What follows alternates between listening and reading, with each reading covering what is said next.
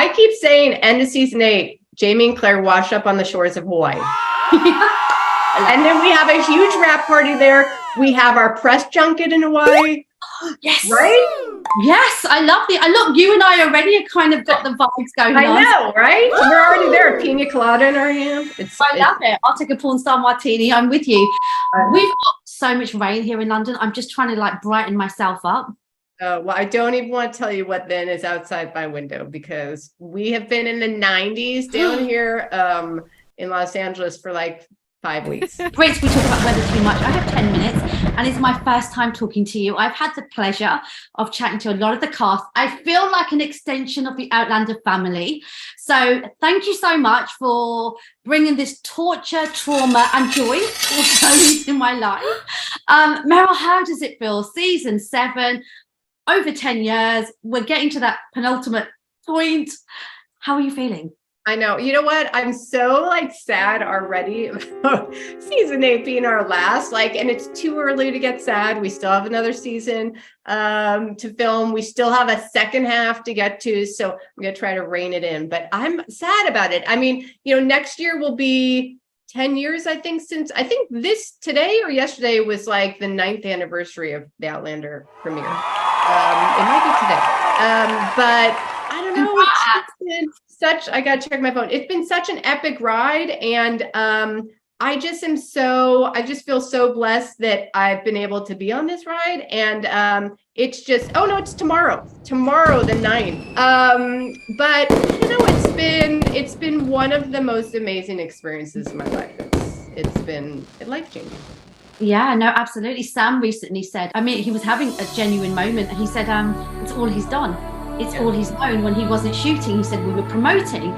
So he said, I actually feel like I'm going to need therapy when we get to the end of 8. And I actually thought about that this morning. And I thought, actually, the routine of it all, knowing that's going to change, even though it's exciting, the next chapter, whatever you all are going to do, which I'm sure is going to be wonderful. But there is that slight anxiety because it's what you've all known for so very long. Yeah, well, it's knowing you come back. I mean, kind of like Droughtlander, sometimes there are times, I mean, I work on Outlander all year long, but it's, you know, the times we're in Scotland, there are, you know, periods in between, but knowing that's not coming is going to be kind of weird. Although we have the prequel. So I'm one of the lucky ones that gets to kind of continue on, but it's, you know, it is family. And I know that gets, you know, tossed around a lot on most shows. But it is true. Like you're with people so much and you bond on how many hours of set you're on. And it becomes a real, like, you're with these people more than your family sometimes. Yeah. It's also pretty rare. Congratulations to be able to have a show that manages to last for this long and still sustain and keep the audience happy and the critics, because people always say, oh my God, I'm done. It doesn't need to carry on. And I think it's quite an achievement. So congratulations for all of you guys as a team, production team. Do you feel that anxiety when you're coming into a new season and thinking, God, we've got to give them something incredible because we've had this audience for so long? I feel anxiety going into 8. I had not felt that previously, although every year I feel like we try to outdo ourselves in some ways. And it's just every year I go, oh, this is the biggest season yet. And it's true, like every year it is like that. And this season, supersized and everything. But I feel the pressure a little going into season 8 just because I know it's the last, where previously I kind of felt like, oh, we're going to get another season. And, you know, wasn't sure about 8 going into 7. But and that's why it's so supersized, because we were like, let's put it all on the table. Like, take all the material we have left. Don't leave anything out. Let's put it all there. So season 8, though, it's no, you know, I'm not looking forward to going, oh, this is the last time or oh, this is the last time we'll do this, or that's what I'm not looking forward to. Yeah, no, I'm just thinking how you're going to be when I talk to you in season 8. But listen, let's celebrate because we're still in the middle of season 8. I know. It's been full on, but pretty exciting to watch. I was excited for everyone. You know, we put a Phil Collins song in the last episode or the previous episode with Brianna and Roger. And I was kind of excited for people to see that because that was kind of, we don't normally do things like that. You know, and other bits like, you know, upcoming in episode 8, I'm looking, there's an Ian Rachel moment that I'm really excited for fans to see because it's an iconic moment. So I look forward to I'm excited for people to see some of these iconic moments or these things that I think turn out really well. So it's a little harder this season because Twitter's changed, and I feel like yes, exactly. And it's not a medium I'm comfortable with now anymore, and it's so that's taken a little of my fun out. I'll be honest, but I got sorry, I haven't got long, so I can't do the whole story, but I was being very vocal about I'm not paying to have my tick back, and I'm just not with it. And then my account got blocked on Twitter, and I was so unhappy. And I was like, oh my God, this is one of my biggest communities. And it's hurt me to go over to Instagram and start threads, but it also gave me a moment of realization that, do you know what? None of us own any of these platforms. We build these communities, but overnight, it can get taken off you. No, it's crazy. And have you done threads yet? Like, I haven't delved into that. I'm going to, but I just feel like the death of that I felt more of an outreach there and a sharing that I don't have this season. And with the strike, it feels very lonely. I mean, the community you've got, they've been so lovely to me once I started to come on board and support all of you guys. But it's beautiful to have women from my mum's age all the way down to their kids. You've managed to do something pretty special. How does it feel to have these guys that are so loyal? I mean, I love it. There's no, when we go out to do press every season, those are some of my favorite times because I love interacting with people, press, fans, everything, to get that kind of in-person reaction, because I think it's so special. And one of the great joys for me is running into people and they're like, I love Outlander, or want to talk about it. I love talking about Outlander. I could talk about it all day long. And so that's special to feel like you're doing something. We're not curing cancer. I understand that, but it's like form friendships for so many people out there, and they bonded over this. And I think that's so special and brought so many people together and having something to share and talk about. And I think I will miss that. And not that it'll go away. Certainly people might still go, oh, you worked on Outlander, I love that show.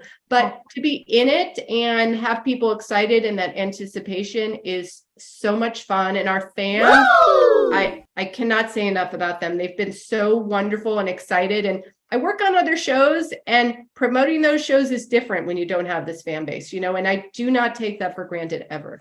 Well, they adore you. They will ride or die for all of you. Like, nobody can mess with any of you online because they'll come for you. Hey, listen, one of your celebrity fans has been in touch. So here goes. His question is, who is your favorite member of Outlander? And why is it Richard Rankin? Why did I know that would be Richard? I mean, I freaking love Richard. He is one of my favorites.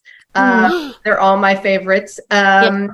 Although I got on Richard's case recently because I noticed on Rebus, this show he's working on, that he takes treats to the set every week. And I said, why are you not bringing treats to Outlander? What the hell? So I've not gotten an answer there. So let's see what he does for season 8. But I love Richard. I mean, I got to be honest, one of the true blessings of the show is our cast, and we really lucked out. I mean, yes, kudos to the casting department. Obviously, we weigh in on casting, but we've had such a tremendous family of cast, and this season is no different. We brought on so many new characters, and you never know if people are going to gel on set, and everyone is lovely. Everyone gets along. We've been very blessed for 10 years to have this amazing cast. Because Diana's writing book 10, will you try to get in some stuff from that final book? Because Sam said there has to be a finality. It has to feel complete. Yeah, it's hard because, we don't want to step on Diana's toes too much. Obviously, like George R.R. Martin. I mean, that's a perfect example of they finished the show before he finished the books, and he was still writing them. And I kind of feel that same thing with Diana. We thought we'd never catch her. Obviously, we kind of have. And we don't want to step on her toes. And so, Matt, our showrunner, I think has been very sensitive to that. We talked to Diana. We don't have the end completely figured out. But I know Matt has some ideas, and we'll pass them by Diana. And we want to make sure she's okay with it. I don't want to do anything that ruins what she has planned. But obviously, if she wants to give us stuff from 10, we'll take it. So it is an ongoing dialogue in that way. And, it's hard. We're finishing a book before the series of books wraps up, and we want to do something satisfying for our fans, but also, once again, be respectful to Diana. So, yeah, it's an ongoing consideration. Today, it was Sinead O'Connor's funeral. What a beautiful, incredible woman that was ahead of the time. She was disruptive. She put herself on the line for the bigger picture. I look at what she's done now and I just think, thank you so much. For me, that theme song is, I've got goosebumps talking about it. It's such a big part of this series. What did it mean for you to have that song? And I don't know if you've ever shared how you managed to get her to do that.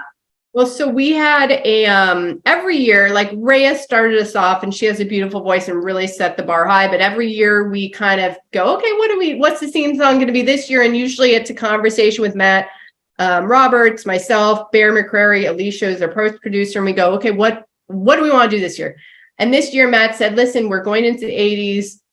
Be great to get in some sort of 80s vibe. And he was like, like Sinead O'Connor or like Annie Lennox or, Sinead O'Connor. And Bear McCrary goes, actually, I know Sinead's manager. Why don't I ask? Like, I feel like she might be into doing this. And we were like, yeah, right. Yeah, right. Like that icon is going to want to sing our theme song. And she did. And we had heard that she really resonated with Claire's story. And to me, it's a really lovely pairing because I feel like both Claire and Sinead like kind of were at the forefront of things, maybe spoke out about things that were ahead of their time in places that wasn't necessarily received that well, and really kind of put themselves out there and experienced a lot of loss and tragedy from that. And it meant a lot to me that she not only that she was watching the show, but that she, kind of resonated with Claire's journey. And we were so honored, and that her music was like part of my childhood. So, to have someone like that, this icon who is, spoken out about things that really, put her career on a different track and took those risks anyway, was really special. I mean, when I first heard her sing that song, I just got goosebumps. And, it's such a tragedy, her death. I feel so honored that she chose us and that she was willing to come on and do that. And she will forever be a part of the Outlander family. Yeah, and I think that's a really nice thing with the Claire story. You're actually right. It's true. There are definitely some parallels there, which is a beautiful thing. Hey, listen, I could talk to you all day. You are lovely, and you have a great energy to you. I could talk to you all day long. Oh, I feel the same, but congratulations. And also, I know it's an ensemble, but it's fantastic to see so many women at the helm of this and all of you always standing together. It's beautiful. So I'm wishing you so much more success. Oh, thanks, Max. I appreciate